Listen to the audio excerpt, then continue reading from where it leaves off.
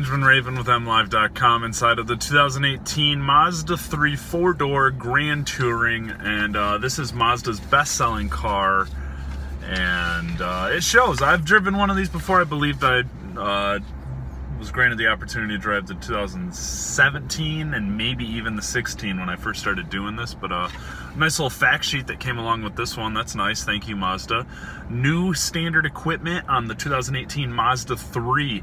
The Smart City brake support is standard on every Mazda 3 model and not just the Grand Touring or the advanced trims like this one.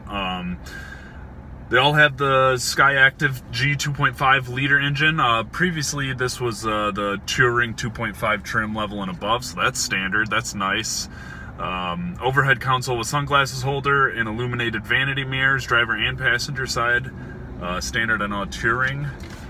Yeah, the mirrors were solid. The mirrors were very solid. All this, very basic. Yeah, it's basic. I can't believe a sunglass holder was part of an advance trim, so last year. And standard equipment, the LED headlights with auto leveling LED combination tail lights and LED fog lights, standard on top trim Mazda 3 Grand Touring model. So I had that one, and that was one of the things I wanted to touch on. Was I felt like the headlights were like next level good. Yeah, I did a little night driving. I believe I took this from Detroit to Grand Rapids and back, one day drive, one night drive, and drove it around the city for a week here in Detroit. But the headlights were very, very impressive. Very impressive. I liked that. The auto leveling was super cool. As for highway driving, the adaptive cruise control, enhanced cruise control, radar cruise control, whatever you want to call it, very smooth. Just very, very smooth. Sometimes with that advanced cruise control, the adaptive cruise control, excuse me, it'll get jumpy.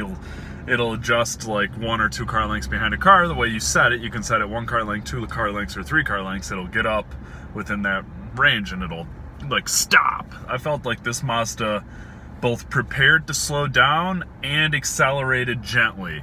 And that's very impressive with something like that. That takes that adaptive cruise control to a whole new level. The model I drove came in with a total MSRP of $27,070. It is the Grand Touring option. There were a lot of added in options. It looked like they added in about $3,000 in optional equipment on the model I drove, so that was very nice. It's a very comfortable car. I'm comfortable.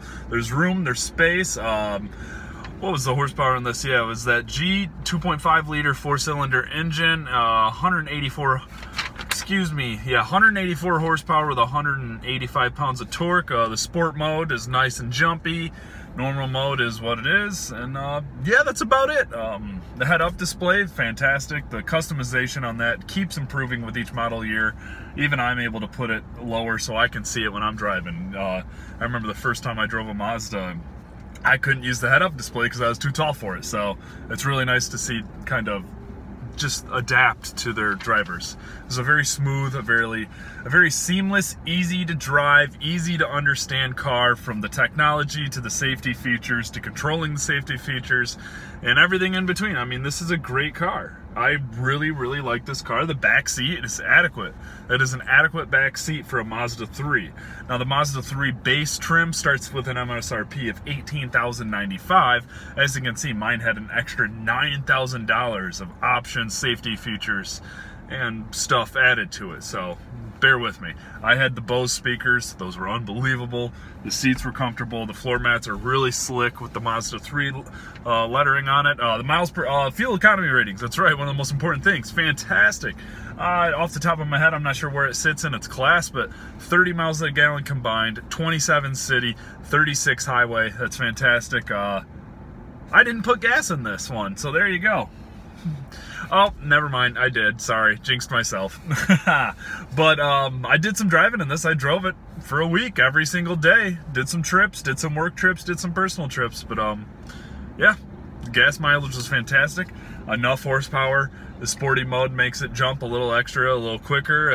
Everything's easy to control. The knob, there's a nice knob down here to control the dashboard screen up here, which was insanely easy to use. Everything was within arm's reach. Everything was easy. Like I said, it was easy to use. The technology was easy to use, and that's one of the key components of technology, and the Mazda 3 nailed it. So hats off to them. I recommend the Mazda 3 if you're looking for a commuter car like this with some It's not the biggest in the world, but that's still got some size to it.